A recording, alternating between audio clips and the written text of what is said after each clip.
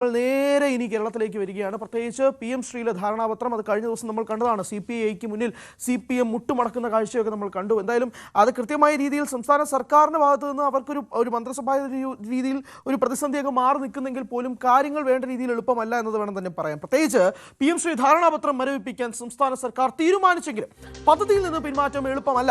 ധാരണാപത്രം ഒപ്പിട്ട ശേഷം പദ്ധതിയുടെ ഉപാധികൾ സംബന്ധിച്ച് പഠിക്കാൻ മന്ത്രിതല സമിതിയെ നിയോഗിച്ചതും തൽക്കാലം നടപ്പാക്കാൻ കഴിയില്ലെന്ന് കേന്ദ്രത്തിന് കത്തെഴുതുന്നതും CPIയെ അനുനയിപ്പിക്കുന്നതിനപ്പുറം പ്രത്യേകിച്ച് ഗുണം ചെയ്യില്ലെന്നാണ് വിലയിരുത്തൽ. പദ്ധതിയുടെ നിബന്ധനകളിൽ ഭേദഗതി കേരളത്തിന് ആവശ്യപ്പെടാമെങ്കിലും അതും കേന്ദ്രം അംഗീകരിക്കണം. കേന്ദ്ര വിദ്യാഭ്യാസ നയം നടപ്പാക്കണമെന്നതടക്കമുള്ള ഉപാധികളിൽ ഒരു ഭേദഗതിക്കും കേന്ദ്രം തയ്യാറായേക്കില്ല.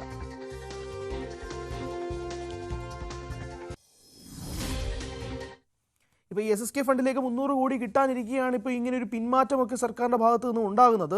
വിദ്യാഭ്യാസ മന്ത്രി തന്നെ ഈ കോടികളുടെ കണക്കുകളൊക്കെ പറയുമ്പോഴാണ് ഇപ്പോൾ അങ്ങനെ ഒരു സാധ്യതയേ ഇല്ലാത്ത രീതിയിലേക്ക് കാര്യങ്ങൾ മാറുന്നത്. എന്തായാലും ആ ഫണ്ട് ഇപ്പോൾ ഒരു സ്റ്റേക്ക് നിൽക്കുകയാണ്. ഇപ്പോൾ ഇങ്ങനെ ഒരു പിന്മാറ്റമൊക്കെ വഴിയാണെങ്കിൽ ഉറപ്പായിട്ടും ആ 300 കോടി എന്താകും എന്നുള്ള കാര്യത്തിലൊക്കെ ഇനി എന്താണ് തീരുമാനമൊന്നും അറിയത്തില്ല. അപ്പോൾ കാര്യങ്ങളൊക്കെ ആ രീതിയിൽ നിൽക്കുകയാണ്, കുഴഞ്ഞു മറിഞ്ഞൊക്കെ നിൽക്കുകയാണ്. അപ്പോൾ എങ്ങനെയായിരിക്കാം അവരുടെ തീരുമാനം, എന്തൊക്കെയായിരിക്കും CPI അനുനയിപ്പിക്കാനുള്ള വെറും തന്ത്രം മാത്രമതിനപ്പുറം ഇത് കാര്യങ്ങൾ വേണ്ട രീതിയിൽ എളുപ്പമല്ല എന്നത് വേണം മനസ്സിലാക്കാൻ. ഇനി നമ്മൾ